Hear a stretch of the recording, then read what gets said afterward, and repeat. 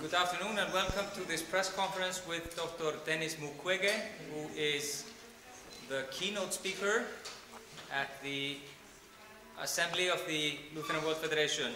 He spoke today about the theme of the Assembly, Liberated by God's Grace, giving us insight into his work and his advocacy. Dr. Mukwege will speak in French. You have headsets if needed. Thank you for being with us. Thank you. Dr. Mukwege. And thank you for an inspiring and challenging speech today. One of the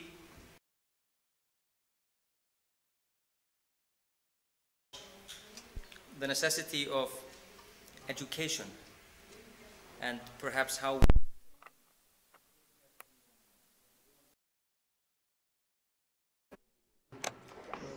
la patriarcat dans notre société aujourd'hui, qu'on voit de plus en plus une société où la violence s'exprime avec force, et cette violence qui s'exprime contre les femmes, qui est une violence finalement qui n'est pas spécifique à un endroit.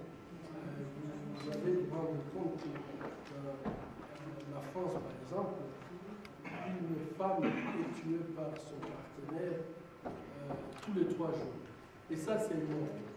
Je pense que ça traduit une certaine crise par rapport à la relation homme et femme. Et moi, je trouve que l'Église qui a les enfants qui viennent très tôt, si nous les prenons en charge, pour en fait les nourrir de cette image positive d'Ève qui est dans la mère de l'humanité, pour éduquer ces enfants à cette égalité de sexe, le respect de leurs sœurs même, je crois que l'Église peut jouer un rôle très très important. Et ça, c'est au niveau des églises, mais nous avons plusieurs instituts, etc. Et je trouve que... If called upon, would you please...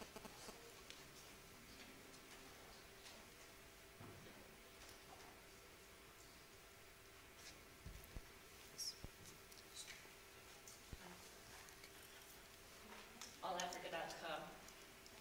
Should there be success due to the efforts of Lutherans and other local attention to this issue, what would you like to see the international community do to try to alleviate the suffering in Eastern Congo and support the kind of work that you do, what the governments do, what the civil society do? Aujourd'hui, quand je considère la force, par exemple, de l'Église luthérienne et sa capacité, par exemple, d'influencer même la politique globale, suffisamment utilisée, puisque dans faire appliquer des lois, de faire changer des constitutions qui sont patriarcales, tout le problème des héritages dans beaucoup de pays où j'ai visité, les femmes n'ont droit à aucun héritage, comme si elles n'existaient pas. Et je pense qu'aujourd'hui, l'Église peut avoir une ligne qui peut être une ligne, un fil conducteur, que tous les autres peuvent s'inscrire derrière.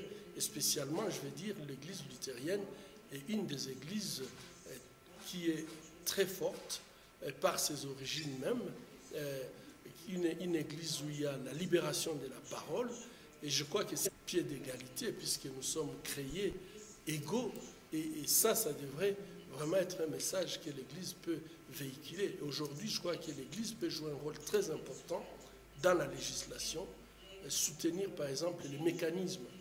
Aujourd'hui, nous sommes en train de proposer que les pays soient responsables. Il faudrait violer et que l'État considère que c'est des gens qui ont commis. Puisque l'État a le droit de protéger.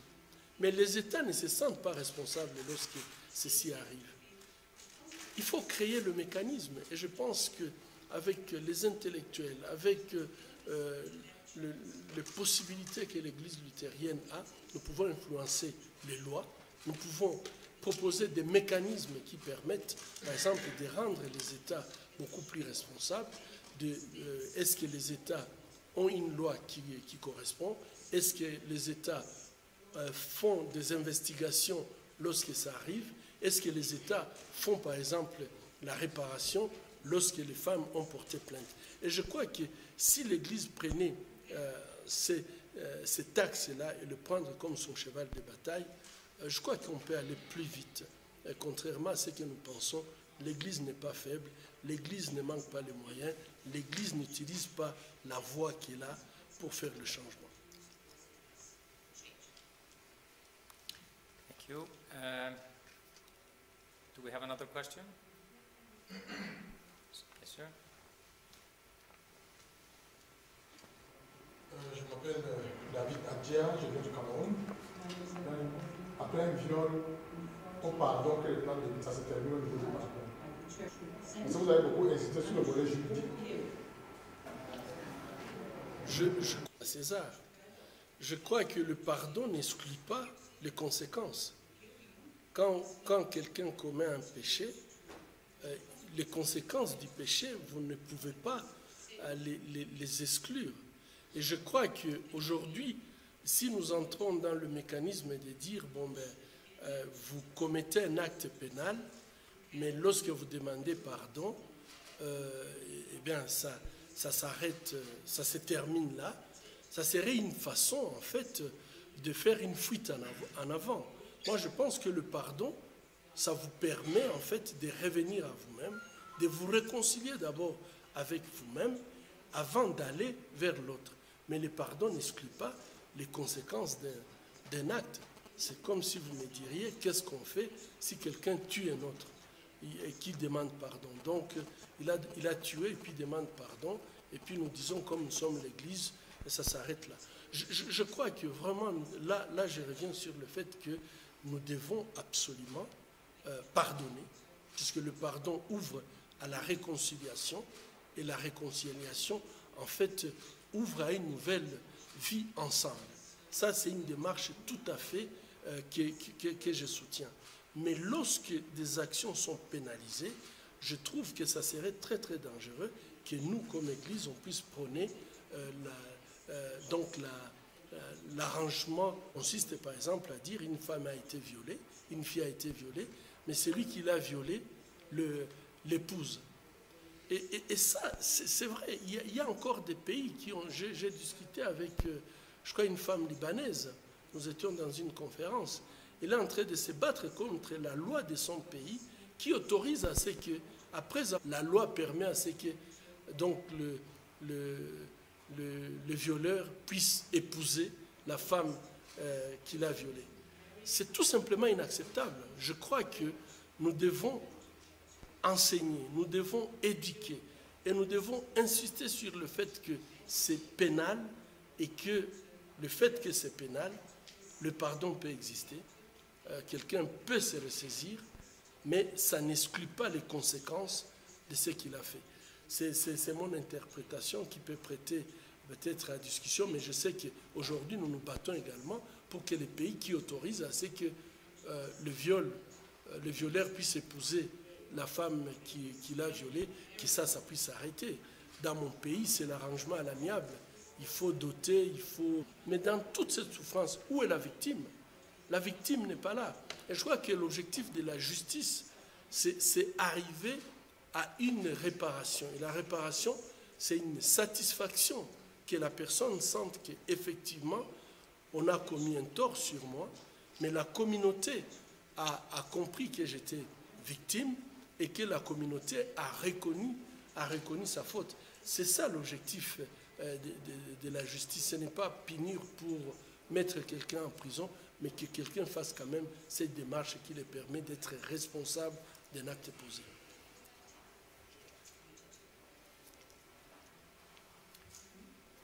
Thank you. Do we have one more question?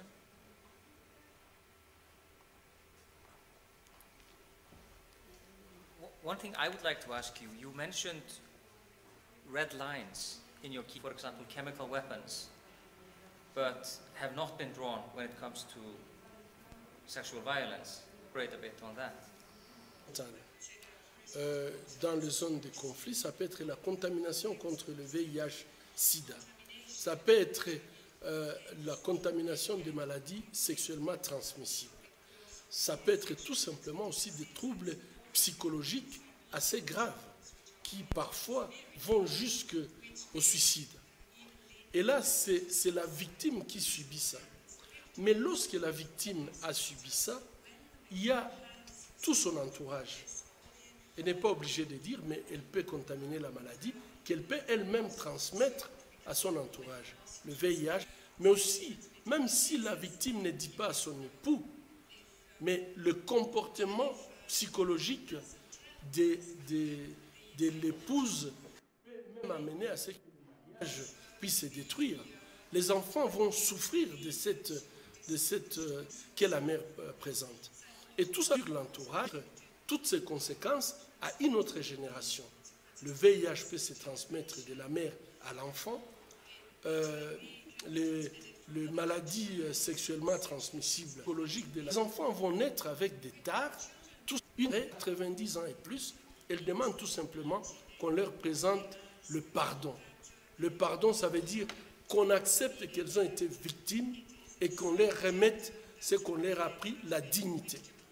Et moi, je crois que un acte qui peut amener à déshumaniser quelqu'un, à détruire quelqu'un physiquement, psychologiquement, et qui se pratique malheureusement dans nos églises, dans nos familles, les enfants qui sont violés par leurs parents ou leurs proches parents, et dans les conflits, tout ce que nous voyons dans les conflits, c'est ce qui existe dans la société en paix, dans une société en paix. Tous sont envoyés sur Internet les femmes yézidis à vendre. Pouvez-vous vous imaginer quelqu'un qui, on expose les femmes, on met les prix. Celle-ci a les prix de 100 $. Celle-ci a les prix de 200 $. Ah, celle-ci, elle était encore vierge, elle peut coûter 1000 $. Qu'est-ce que vous faites à ces femmes? Comme des gens comme nous, lorsque au XXIe siècle, on peut être en train de vendre des personnes, je crois que c'est inacceptable et je pense que le monde n'a pas fait encore assez, puisque cette question, c'est comme si elle était discute au lieu qu'on ait une action qui peut dire ce n'est pas. Un président qui a autorisé à ce que le viol se commette dans un conflit dans son pays et que ces miliciens ont utilisé le viol comme arme de guerre et que ce président, demain, on lui met un tapis rouge puisqu'il est président de la République, est-ce que c'est acceptable? Je crois que le monde est capable aujourd'hui de dire un président qui accepte à ce que sa population soit violée pour qu'il ait le pouvoir, que les femmes soient détruites pour qu'il ait le pouvoir, il n'aura plus le droit de voyager. C'est bien permettre ses pouvoirs.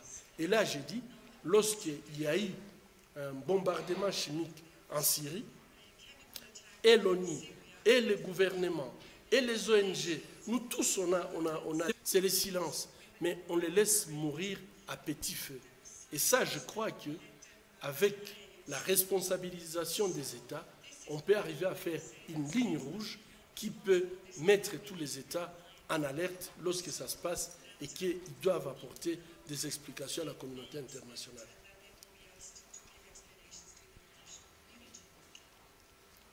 Thank you. We have 2 questions.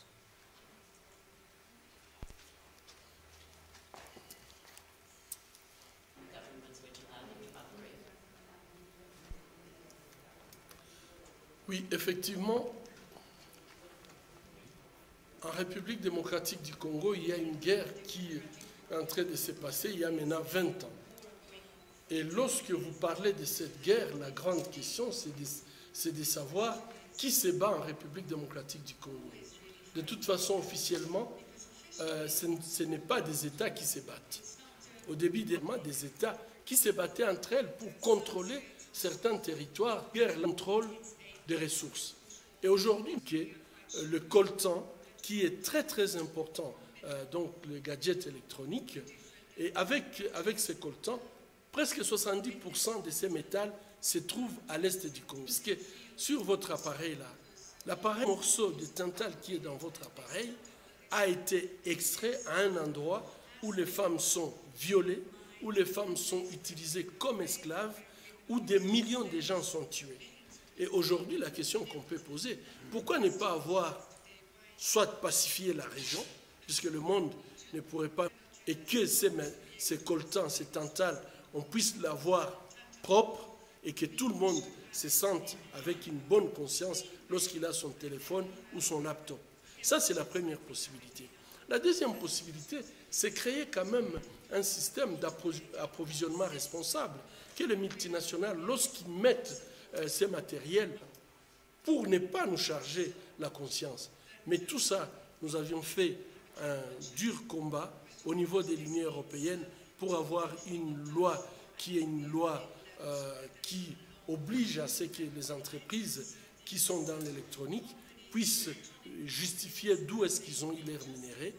Mais je trouve que le chemin est encore très loin, et ceci c'est par rapport aux bénéfices de multinationales en défaveur des pauvres populations. Mais les multinationales ne peuvent pas être plus fortes que la population, ne peuvent pas être plus fortes que l'Église. Et moi je crois que si les multinationales vont avoir peur, par exemple, vous aviez vu quand on utilisait les enfants dans les... on a obligé enfin des vêtements, sinon leurs vêtements étaient boycottés. Pourquoi on ne peut pas faire une telle campagne? On n'est pas la première histoire, c'est l'histoire qui se répète, c'est avec le pneu, les caoutchoucs, et peut-être que vous en connaissez un peu plus. Merci. Thank you. We had one more question, I think.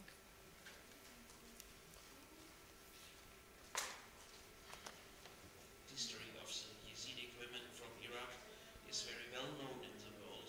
There is even a special ambassador of the United Nations that nobody cares about. I think it's more a kind of the question if a military movement into Iraq is justified in the situation. What is the definition of silence in that case?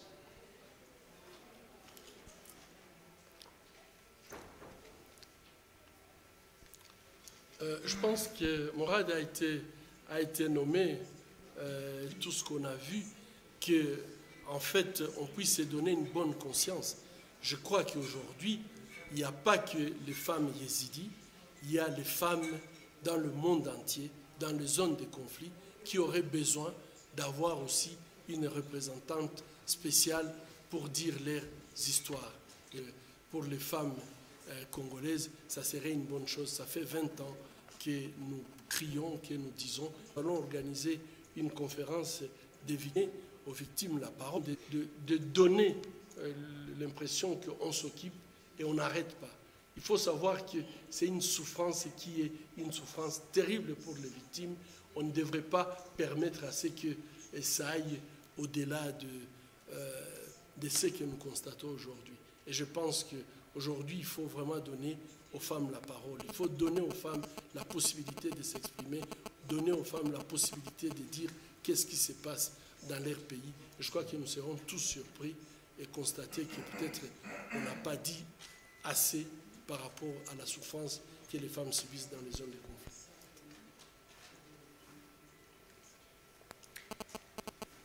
Thank you so much, Dr. Mukwege, for your keynote address and also for being with us here. You have inspired us and challenged us on a Thursday in Black, and I think also reminded us that the fight against sexual violence and the fight for gender justice is a task for men and women. Thank you. Thank you so much.